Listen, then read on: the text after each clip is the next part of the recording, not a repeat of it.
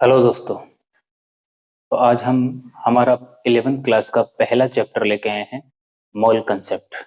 और इस मोल concept chapter में हम कुछ अच्छी चीज़ों का अध्ययन करेंगे, कुछ ऐसी चीज़ें जो हमें लगातार डिस्टर्ब करती हैं। ये चैप्टर दिखने में बड़ा टफ है, लगता है, परंतु इसमें अगर आप इसको थोड़ा सा बारीकियों से समझेंगे तो ये चैप्टर बड़ा आसान हो जाएगा आपके लिए।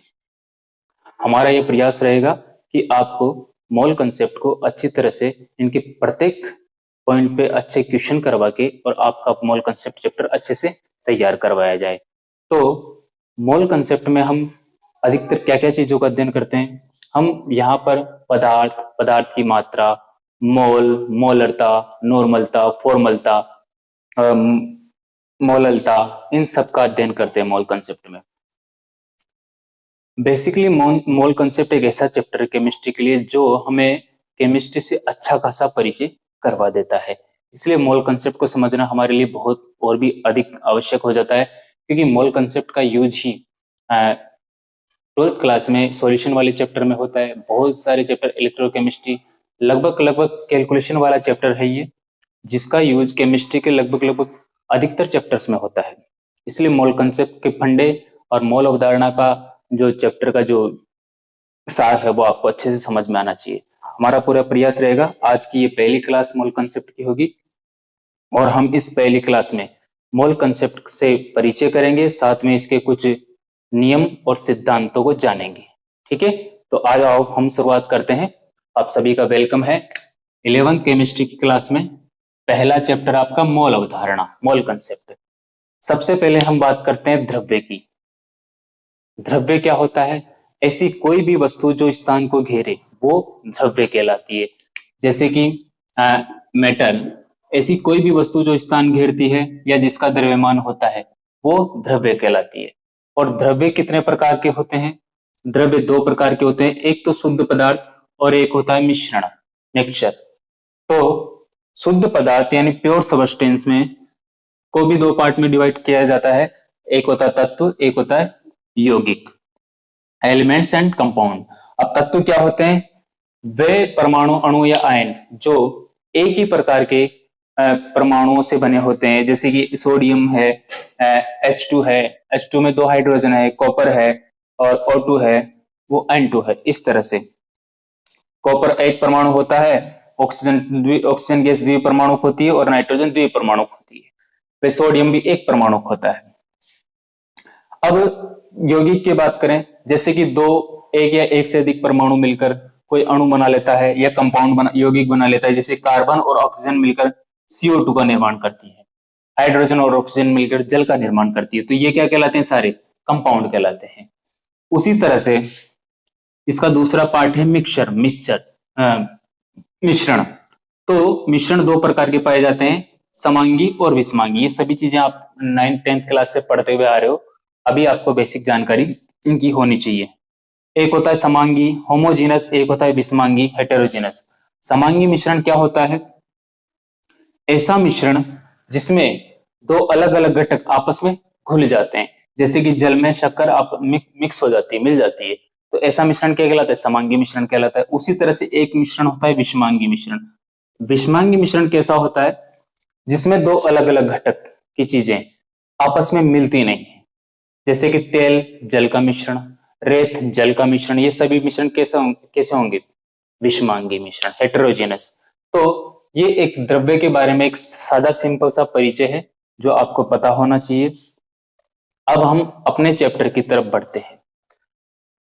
अपना चैप्टर मोल कंसेप्ट में हम कुछ मात्रकों को जानेंगे, कुछ एसआई मात्रक हैं उनके बारे में जानेंगे, और उसके बाद कुछ इसके सामान्य नियम हैं उनके बारे में अध्ययन करेंगे। तो इसको अगर आप ऐसा कैसा उतारना चाहते हो तो उतार सकते हो, द्रव्य के बारे में सामान्य परिचय जो आपको पता भी होगा। मोल कंसेप्ट में थोड़ा सा आगे बढ़ते हैं, तो कुछ चीजों का जो हम इस चैप्टर में हमें आवश्यकता पड़ेगी उनके बारे में हम जान लेते हैं, कुछ मात्रक वगैरह इनके, और उनके इनके एसआई मात्रक और इनके सिंबल क्या क्या होते हैं उनके बारे में जानते हैं। तो आइए,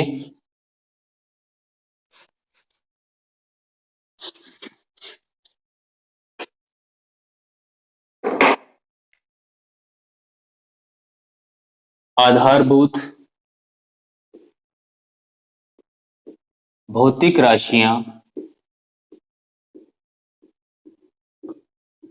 व उनके मात्रक। आधारभूत भौतिक राशियां व उनके मात्रक।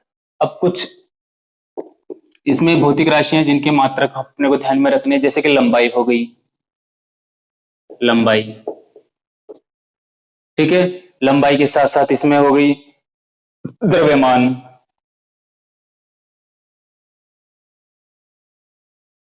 समय, विद्युत धारा,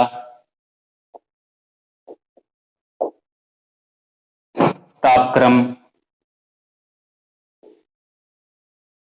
तापक्रम के बाद आ जाती है इसमें पदार्थ की मात्रा,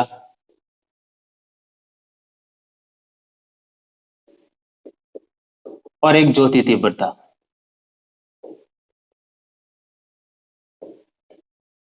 अब ये कुछ भौतिक राशियां हैं, इनके कुछ प्रतीक भी होते हैं, और इनके प्रतीक हैं, लंबाई को हम L से प्रदर्शित करते हैं, द्रव्यमान को हम M से प्रदर्शित करते हैं, समय को हम T से प्रदर्शित करते हैं, और विद्युत धारा को हम एम्पियर से प्रदर्शित करते हैं या I से प्रदर्शित करते हैं। ये तो इसका मात्रक हो जाता है। और तापक्रम को हम T से प्रदर्शित करते हैं, और पदार्थ की मात्रा को N से प्रदर्शित करते हैं। ज्योति तीव्रता को हम इसका जो IR से प्रदर्शित करते हैं, इसका प्रतीक होता है IR। मात्रकों में आ जाते हैं इसके।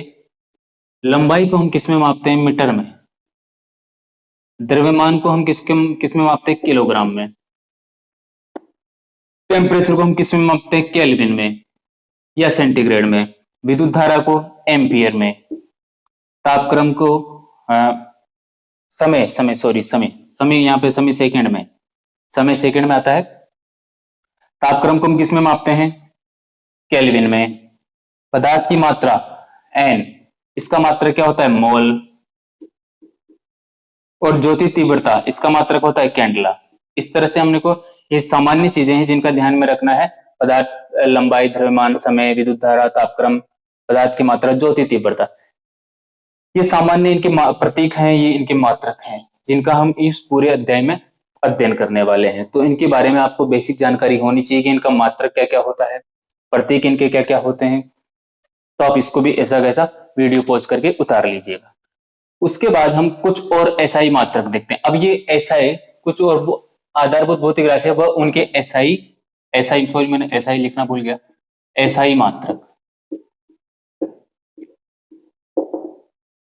एसआई मात्रक होते हैं जो अंतरराष्ट्रीय रूप से द्रव्यमान को हमेशा एम से प्रदर्शित करेंगे, और इसका मात्रक होगा किलोग्राम। ठीक है, ये एक अंतरराष्ट्रीय यूनिट है, एसआई यूनिट। समय किसी भी जगह सेकंड में मापा जाएगा। विद्युत धारा एम्पियर में मापी जाएगी। लंबाई मीटर में मापी जाएगी, और तापक्रम को केल्विन में, पदार्थ की मात्रा मोल में मापी जाएगी। इसलिए हम एसआई मात्रक इनको कहते हैं। अब आप इनको वीडियो पॉज करके उतार लीजिए, और इसके बाद हम कुछ और भौतिक राशियां देखते हैं। एसआई पद्धति में ये प्रयुक्त कुछ पूर्व लग्न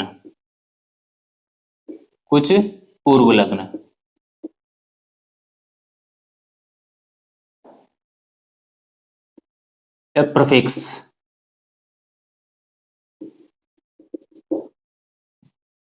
अब इसमें कुछ पूर्व लग्न भी दिए हुए हैं एसआई पद्धति में, जिनके बारे में हमको जानना है। जैसे कि 10 को क्या बोलते हैं? 10 की घात -3 को क्या बोलते हैं? 10 की घात -6 को क्या बोलते हैं? 10 की घात -9 को क्या बोलते हैं? 10 की घात -12 को क्या बोलते हैं? तो इन सब के बारे में भी अपने को जानना है। 10 को यहाँ पे बोलते हैं डेका। क्या बोलते हैं? डेका। 10 की घात -3 को बोलते हैं मिली। 10 की घात -6 को बोलते हैं माइक्रो। 10 की घात -9 को बोलते हैं नैनो, और 10 की घात -12 को बोलते हैं पिको। ये इन नंबरों के बारे में आपको जानकारी होनी चाहिए, इन घातों के बारे में आपको जानकारी होनी चाहिए। माइनस में 3 घात हो तो उसको मिली, और 10 की घात -6 हो तो माइक्रोमीटर में होता है उसकी लेंथ, और 10 की घात -9 हो तो नैनोमीटर में, और 10 की घात -12 हो तो पिकोमीटर में। उस तरह से अगर यहां पर 10 की घात -1 ले लेता हूं मैं, तो इसको बोलते हैं डेसी, इसको बोलते हैं डेसी। 10 की घात 2 को क्या बोलते हैं? हेक्टो। 10 की घात 3 को क्या बोलते हैं? किलो। 10 की घात 6 को क्या बोलते हैं? बोलते हैं मेगा। और 10 की घात 9 को क्या बोलते हैं? गीगा। और 10 की घात 12 को क्या बोलते हैं? टेरा। ये पूर्व लग्न आपको याद में रखने हैं। इन सब के बारे में आपको सामान्य जानकारी होनी चाहिए और ये आपको याद रहना चाहिए। इनके बारे में जब अपन क्वेश्चंस करेंगे तो इनकी जरूरत पड़ेगी, तो ये आपको ध्यान में भी रखने हैं। तो आप इनको भी ऐसा वैसा उतार लीजिए। अब हम बढ़ते हैं अपने मूल नियमों की तरफ। ये बेसिक चीजें आपको ध्यान में रखनी चाहिए। अब हम कुछ और इसमें इंपॉर्टेंट फैक्टर्स को जानेंगे। मोल कंसेप्ट में कुछ इंपॉर्टेंट फैक्टर और जानेंगे, जैसे कि द्रव्यमान, भार और आयतन। इन सब में डिफरेंस क्या क्या होता है, क्योंकि इन पे क्वेश्चंस आते हैं तो क्वेश्चंस बहुत ज्यादा लॉजिकल हो जाते हैं। और इनके क्वेश्चंस इतने ज्यादा लॉजिकल होते हैं कि ये हमें क्वेश्चनों में कंफ्यूज कर देता है, उलझा देता है, क्योंकि हमको सही जानकारी नहीं होती कि वाकई में द्रव्यमान क्या होता है, भार में क्या होता है और आयतन में क्या होता है। इन सब में थोड़ा थोड़ा सा डिफरेंस पाया जाता है, वो डिफरेंस हमको जानना है। तो आइए हम इन तीनों के बारे में जानते हैं, द्रव्यमान, भार और आयतन के बारे में, कि इनमें बेसिक डिफरेंस क्या पाया जाता है, ताकि हम क्वेश्चनों में कोई गलती ना करें। और आप क्लास को शुरू से देखते रहेंगे तो आपको एंड तक, जब ये चैप्टर कंप्लीट होगा, वहां तक आपको किसी भी प्रकार की दिक्कत इस चैप्टर में नहीं आने वाली। आप रेगुलर क्लास में बने रहेंगे तो, और शुरू से सीखिए, और जितना इजी हमारी शुरुआत होगी उतना ही इजी हमारा इस चैप्टर का अंत भी होगा। तो हम 3 भौतिक राशियां देखते हैं। एक तो है द्रव्यमान, द्रव्यमान, एक होती है भार,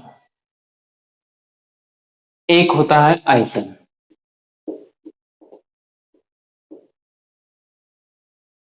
इनको हम आसानी से पहचाने और इनमें किसी प्रकार की गलती ना करें तो हमारा काम बहुत आसान हो जाता है।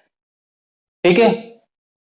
अब द्रव्यमान क्या होता है, भार क्या होता है, आयतन क्या होता है, अब यहां पर इनकी बेसिक बेसिक डेफिनेशन आपको पता होनी चाहिए, आपको इनका अंतर भी पता होना चाहिए।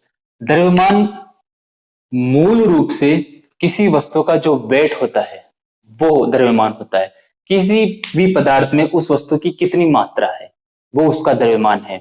और भार जो होता है वो गुरुत्वीय बल के कारण होता है। किसके कारण होता है? गुरुत्वीय बल के कारण। क्या होता है? भार हमेशा किसके कारण होता है? गुरुत्वीय बल के कारण। जैसे कि आप कहां पर हो, कोई भी पदार्थ किस स्थिति में है और किस जगह पर है, गुरुत्वीय बल के कारण होता है। मान लीजिए किसी भी वस्तु का भार पृथ्वी पर अलग होता है, चांद पर अलग होता है, किसी अन्य ग्रह पर अलग होगा, तो गुरुत्वीय बल के कारण भार चेंज हो सकता है, जबकि द्रव्यमान चेंज नहीं होता। इतना सा डिफरेंस होता है भार और द्रव्यमान में। तो हम द्रव्यमान की डेफिनेशन देखते हैं। किसी पदार्थ का द्रव्यमान उसमें स्थित, इसकी डेफिनेशन क्या होगी? किसी पदार्थ का द्रव्यमान उसमें स्थित द्रव्य की मात्रा, द्रव्य की मात्रा होता है। बस कोई भी पदार्थ हो उसमें जितना, किसी भी पदार्थ का द्रव्यमान उसमें उपस्थित द्रव्य की मात्रा ही क्या होता है? द्रव्यमान होता है। और भार क्या होता है? गुरुत्वीय बल के कारण होता है। ये चेंज हो सकता है, ये चेंज हो सकता है, समय परिस्थिति काल के अनुसार ये चेंज हो सकता है, ये चेंज नहीं होता। द्रव्यमान यहां पर जितना है वहां पर किसी अन्य ग्रह पे भी उतना ही होगा। अब बात करते हैं आयतन की। आयतन का क्या होता है? कोई भी पदार्थ जो स्थान घेरता है वो उसका आयतन होता है, जितना जो स्थान घेरता है वो उसका आयतन होता है। आयतन को हम मीटर क्यूब में मापते हैं। और इसके छोटे मात्रक जो होते हैं वो क्या होते हैं? छोटे मात्रक आयतन के। मान लो क्वेश्चंस में छोटे क्वेश्चन रहते हैं तो उसमें सेमी क्यूब होता है और एक होता है डीएम क्यूब, डेसीमीटर क्यूब। तो ये छोटे मात्रक हो जाते हैं आयतन के। आयतन को लीटर में भी मापते हैं, आयतन को लीटर में भी मापते हैं।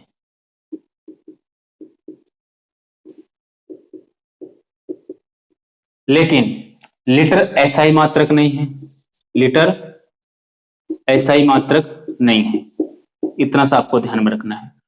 तो इन तीनों चीजों में बेसिक डिफरेंस आपको पता होना चाहिए कि द्रव्यमान क्या होता है। किसी का द्रव्यमान उसमें स्थित द्रव्य की मात्रा को कहते हैं, ये चेंज नहीं होता, अर्थात ये निश्चित होता है। ये क्या होता है? निश्चित। ये समय भिन्न भिन्न स्थानों पर अलग अलग हो सकता है, अर्थात ये अनिश्चित होता है, अनिश्चित होता है। और आयतन को आप समझ के आयतन को मीटर क्यूब में मापते हैं और छोटे मात्रक इसके सेमी क्यूब और डेसीमीटर क्यूब होते हैं। आयतन लीटर में भी मापते हैं, लेकिन लीटर इसका एसआई मात्रक नहीं होता। ये आपको बेसिक चीजें आयतन, भार और द्रव्यमान में ध्यान में रखनी है ताकि आप इनके क्वेश्चंस में कभी कंफ्यूज ना हो। और एक और हमारे पास एक टर्म रह जाती है, वो है घनत्व। घनत्व क्या होता है? अब इन दोनों से, द्रव्यमान और आयतन से, अपन घनत्व को निकालने की कोशिश करते हैं। द्रव्यमान को हम किस में मापते हैं? किलोग्राम में। भाई द्रव्यमान को हम किलोग्राम में मापते हैं या ग्राम में मापते हैं, यही होता है। और आयतन को हम किस में मापते हैं? सेमी क्यूब में या मीटर क्यूब में, इसी में मापते हैं। तो आइए देखिए, इससे अपन घनत्व का पता लगा सकते हैं। तो इसको आप वीडियो पॉज करके उतार सकते हैं, उसके बाद आते हैं घनत्व पर।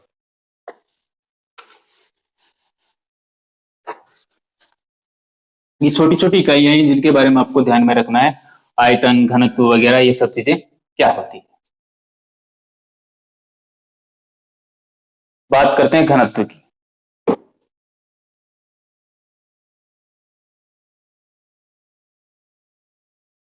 इसकी डेफिनेशन होगी किसी पदार्थ के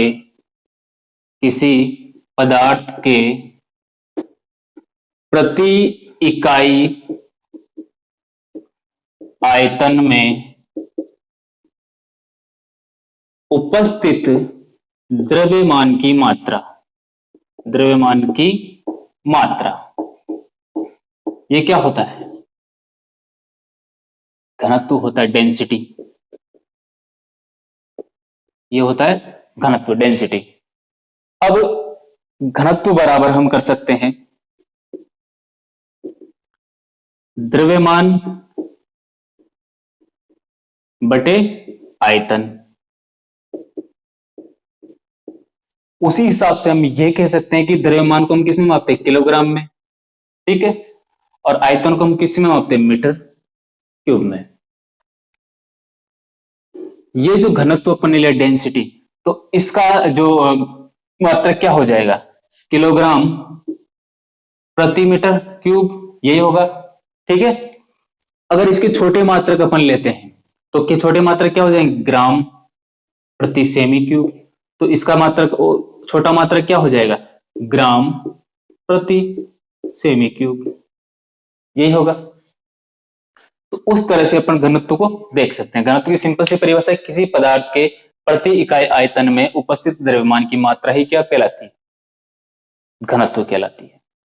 घनत्व का सूत्र में अपन देखते हैं, सूत्र के हिसाब से इसका मात्रक निकालने की कोशिश करते हैं, द्रव्यमान बटे आयतन। द्रव्यमान को अपन किलोग्राम में मापते हैं और आयतन को मीटर क्यूब में मापते हैं। और इसके छोटे छोटे मात्रक होते हैं ग्राम और सेमी क्यूब।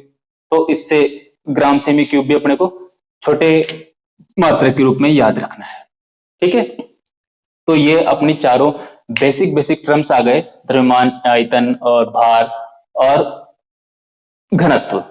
उसके बाद हम जो मोल कंसेप्ट के जो बेसिक नियम है, 3-4 नियम है, उनके ऊपर आते हैं। जैसे द्रव्यमान संरक्षण का नियम क्या होता है, गुणित अनुपात का नियम क्या होता है, स्थिर अनुपात का नियम क्या होता है और गेलुसेक का नियम क्या होता है।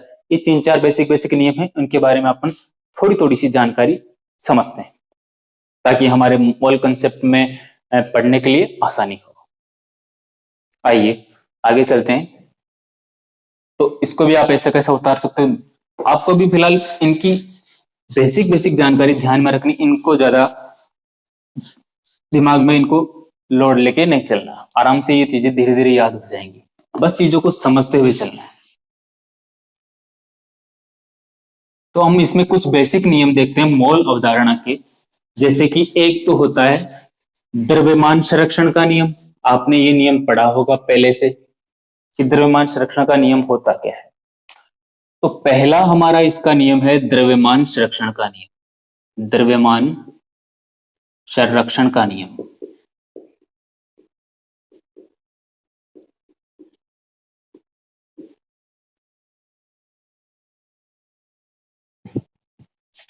मास कंजर्वेशन, द्रव्यमान संरक्षण। अब द्रव्यमान संरक्षण की बेसिक डेफिनेशन क्या होती है, न बनता न घटता, मतलब द्रव्यमान वह वस्तु होती है जिसका जिसका न तो निर्माण किया जा सकता है न इसका खात्मा किया जा सकता है। द्रव्यमान का क्या होता है, न तो निर्माण होता है न इसका विनाश होता है। तो इसकी बेसिक सी डिफरेंस, छोटी सी चीज याद रखना, न बनता न घटता, ये तो गए अपने तरीके से, और आप चाहो तो इसको अच्छे तरीके से सभ्य तरीके से याद कर सकते हैं जिसका न तो निर्माण किया जा सके, जिसका न निर्माण किया जा सके ना ही विनाश,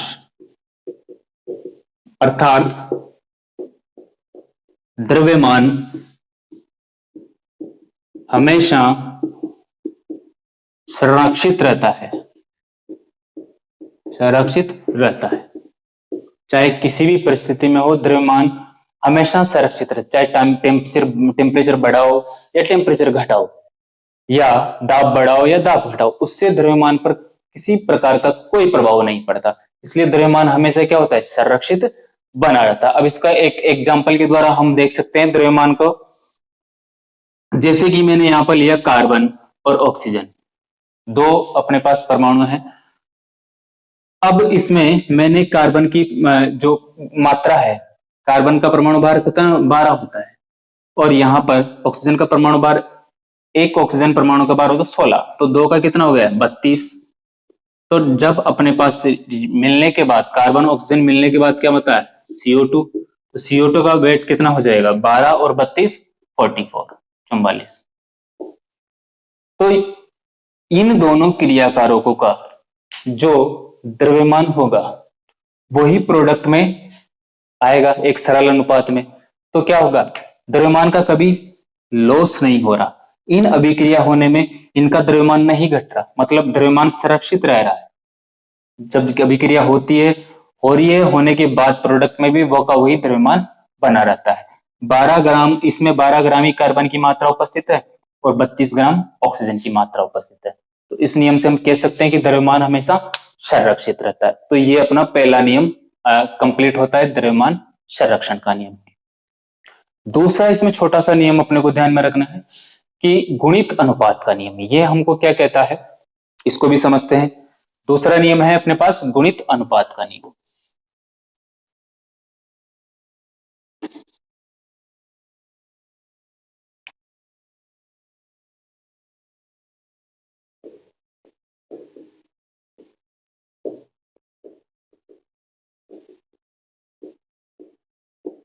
तो बात करते हैं गुणित अनुपात का नियम। तो ये नियम किसने दिया, डाल्टन ने। ये भी छोटी सी बात कहता है अपने को जो कि समझनी चाहिए। जब कोई एक तत्व किसी दूसरे तत्व से क्रिया करता है, जब कोई एक तत्व किसी दूसरे तत्व से क्रिया करता है, जैसे कि मान लीजिए यहाँ पर कार्बन ऑक्सीजन से क्रिया करता है, इसके एक अनुपात से, एक परमाणु से, तो यहाँ पर CO का निर्माण होता है, कार्बन मोनोऑक्साइड। और यही कार्बन किससे क्रिया करेगा, ऑक्सीजन, दो परमाणु से, तो यहाँ पर CO2 बनता है। तो कार्बन का तो यहाँ पर निश्चित द्रव्यमान है, कार्बन का निश्चित द्रव्यमान है, और ऑक्सीजन का द्रव्यमान यहाँ पर 16 है और यहाँ पर 32 है। तो जो निश्चित द्रव्यमान वाला कार्बन है जो क्रिया कर रहा है ऑक्सीजन से, वो उनके छोटे पूर्णांकों के सरल अनुपात में पाया जाता है। तो इनका अनुपात क्या हो गया, यहाँ पर कार्बन और ऑक्सीजन का अनुपात इसमें क्या हो गया, कार्बन का 12 और ऑक्सीजन का 16, और इसमें क्या हो गया, कार्बन का 12 और ऑक्सीजन का 32। ठीक है, तो इनमें क्या पाया जाता है, सरल अनुपात पाया जाता है।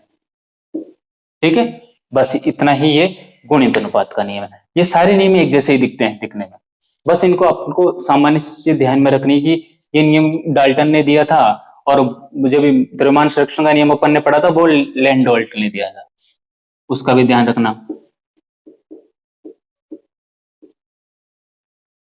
तो ठीक है, ये होता है अपना गुणित अनुपात का नियम। ठीक है, उसके बाद अपन देखते हैं स्थिर अनुपात का नियम।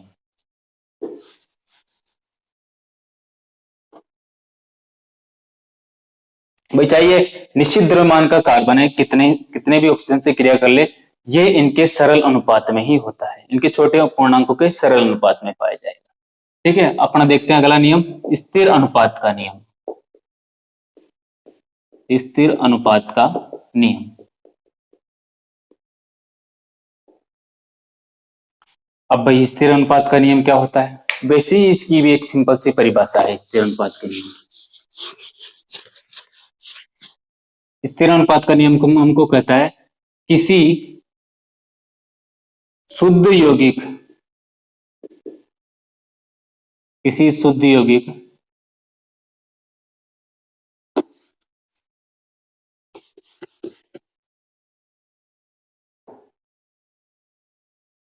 में उपस्थित तत्वों का अनुपात सदैव स्थिर रहता है। सिंपल सी डेफिनेशन है, अर्थात इनका संगठन निश्चित होता है, इनका संगठन निश्चित होता है।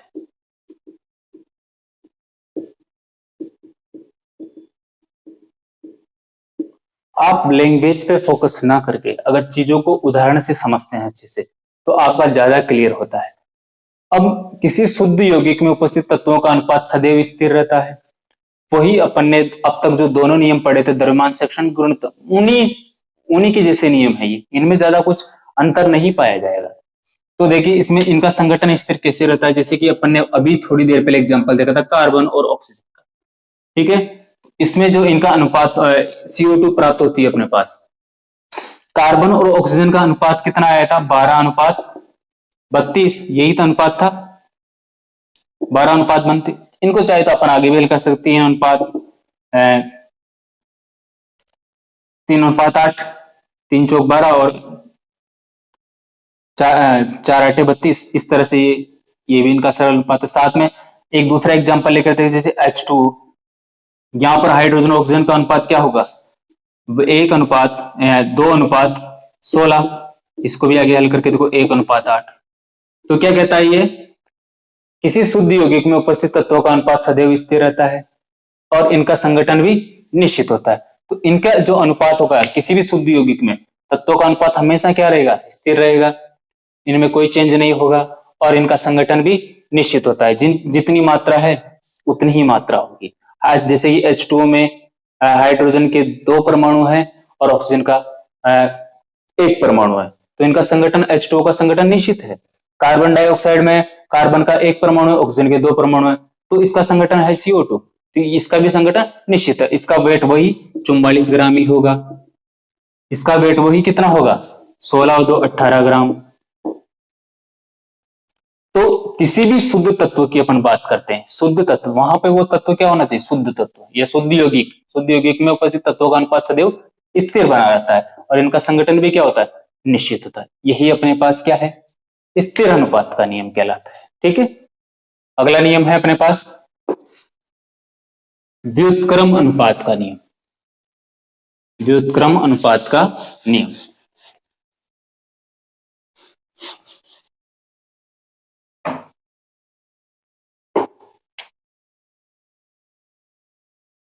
व्युत्क्रम अनुपात का नियम, या इसको एक और नाम देते हैं तुल्य अनुपात का नियम।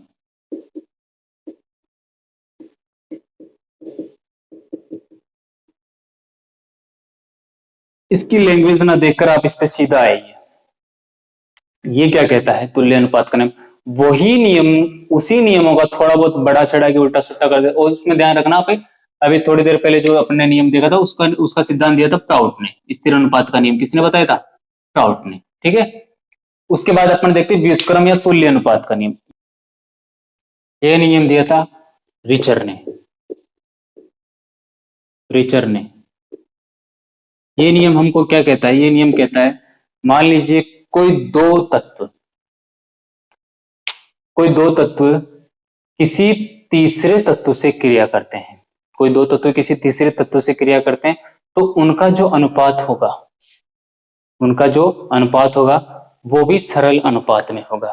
भाई दो निश्चित द्रव्यमान के तत्व किसी तीसरे कोई दो तत्व किसी निश्चित द्रव्यमान के तीसरे तत्व से क्रिया करते हैं, तो उनका आपस में अनुपात क्या होगा? सरल अनुपात में पाया जाएगा। यही नियम क्या कहता है? व्युत्क्रम अनुपात या तुल्य अनुपात का नियम कहलाता है। तो इसको सिंपल तरीके से देखते हैं अपन, जैसे कि यहाँ पर हाइड्रोजन है और यहाँ पर सल्फर है और यहाँ पर ऑक्सीजन है। तो जब सल्फर हाइड्रोजन से क्रिया करता है तो अपने पास हाइड्रोजन सल्फाइड गैस प्राप्त होती है। हाइड्रोजन ऑक्सीजन से क्रिया करता है तो अपने पास जल प्राप्त होता है। उसी तरह से सल्फर ऑक्सीजन से क्रिया करता है तो SO2 प्राप्त होता है। अब इनका अनुपात देख लेते हैं अपन, कि देखिए जैसे कि H2S, इसका अनुपात क्या होगा? 2:32 होता है इसका भार, सल्फर का भार। उसी तरह से H2O पे आ जाइए, H2O का वेट कितना होगा? 2:16। और उसी तरह से क्या होगा? सल्फर ऑक्साइड SO2 का अनुपात क्या हो गया? 32:32। ठीक है, करके देखिए इनको, 1:16, 8, 1:1। तो मान लीजिए कोई भी दो तत्व किसी तीसरे तत्व से क्रिया करते हैं, ये दोनों तत्व ही मान लीजिए आप किसी तीसरे तत्व से क्रिया करेंगे, ये ऑक्सीजन से क्रिया करेगा, ये भी ऑक्सीजन से क्रिया करेगा, और ये दोनों आपस में क्रिया करेंगे, तो इनकी जो अनुपात है वो भी सरल अनुपात में पाए जाएंगे। यही व्युत्क्रम अनुपात या तुल्य अनुपात का नियम कहलाता है। ठीक है, ठीक है, तो ये हो गया तुल्य अनुपात का नियम या व्युत्क्रम अनुपात का नियम। इसी तरह से अपन इन नियम को भी खत्म करते हैं। अगला है गेलुसेक का नियम।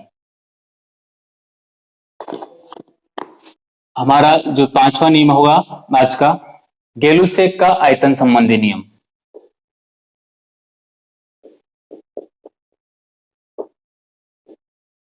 आयतन संबंधी नियम, इसने आयतन के संबंध में एक नियम दिया था, उसके बारे में अपन जानकारी प्राप्त करते हैं।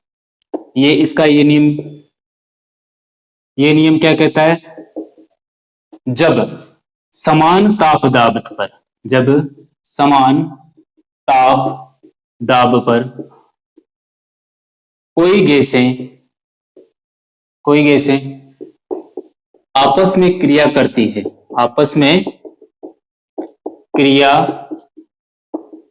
करती है तो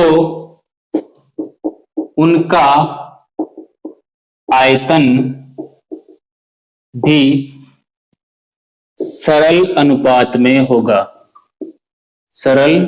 अनुपात में होगा।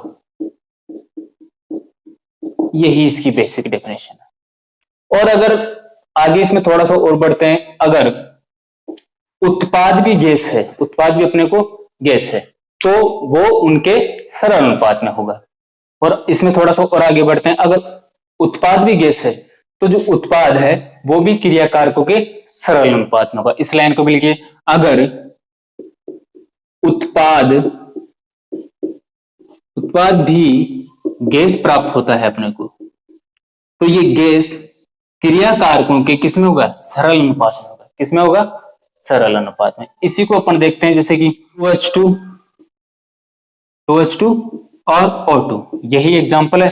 तो इसमें आपस में क्रिया होने पर अपने पास 2H2O प्राप्त होता है। मतलब यहां पर 2 मोल अपन ने किसके लिए? हाइड्रोजन के। 1 मोल अपने पास किसका था? ऑक्सीजन का। तो 2 मोल अपने पास किसके प्राप्त हुए? जल के। इसको सीधी सिंपल 2 अणु हाइड्रोजन के और 1 अणु किसका है? ऑक्सीजन गैस का। 2 अणु हाइड्रोजन गैस के हैं, 1 अणु ऑक्सीजन गैस का है, और तो 2 अणु अपने को किसके प्राप्त हुए, जल के। तो इनका, और ये जल वाष्प है, वाष्प के रूप में प्राप्त होता है, यहाँ पर गैस रूप में मान लेते हैं इसको भी, लिक्विड रूप में नहीं मानकर इसको गैस रूप में मान लेते हैं। तो ये भी गैस रूप में है, ये भी गैस रूप में, और ये भी गैस रूप में। तो ये क्या कहता है कि जब समान तापदाब पर गैसें आपस में क्रिया करती है तो उनका आयतन भी सरल अनुपात में होता है। अगर उत्पाद भी गैस हो तो उत्पाद और उनके क्रियाकारक के बीच भी क्या पाया जाता है, सरल अनुपात पाया जाता है। तो इनके बीच में भी ये अनुपात 2:1:2, ये सरल अनुपात पाया जाएगा। ठीक है, इसी तरह से अपन देखते हैं, इसमें एक और एग्जांपल लेकर देखते हैं, जैसे कि नाइट्रोजन N2 और 3H2, N2 और 3H2। तो इसमें से अपने पास क्या पड़ा, 2NH3। देखो इसमें क्या क्या है, नाइट्रोजन, इसका एक अणु है, जल के कितने हैं, 3 अणु है, हाइड्रोजन के कितने, 3 अणु है, और यहां पर अपने को अमोनिया के कितने प्राप्त हुए, 2 अणु। भाई एक आयतन तो किसका है, नाइट्रोजन का, 3 आयतन किसके हैं, हाइड्रोजन के, और 2 आयतन किसके हैं, अमोनिया के। तो ये भी आपस में क्या है, 1:3:2, ये भी सरल अनुपात माना जाएगा। आपस में ये क्या होते हैं, सरल अनुपात में होते हैं। तो यही गेल-यूसेक का आयतन संबंधी नियम होता है।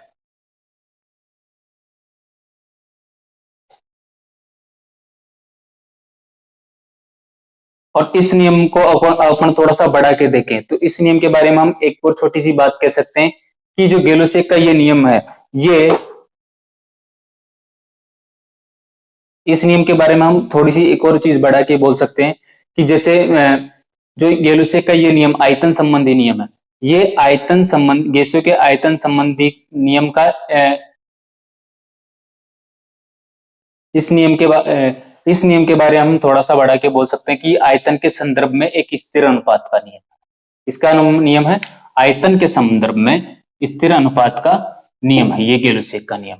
तो हमारे जो छोटे छोटे नियम थे, इन नियमों में आपको किसी प्रकार का कंफ्यूजन नहीं होना चाहिए, क्योंकि ये नियम सारे एक जैसे हैं।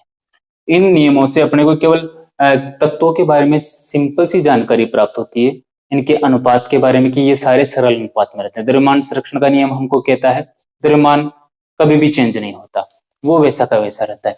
ये अनुपात के बारे में बताते हैं, गुणित अनुपात का नियम, स्थिर अनुपात का नियम, तुल्य अनुपात का नियम, व्युत्क्रम अनुपात का नियम, गेल-यूसेक का आयतन संबंधी नियम। ये छोटी छोटी चीजें एक ही बात बताती है सारी, तो इनमें आपको किसी प्रकार का कंफ्यूजन होना नहीं चाहिए।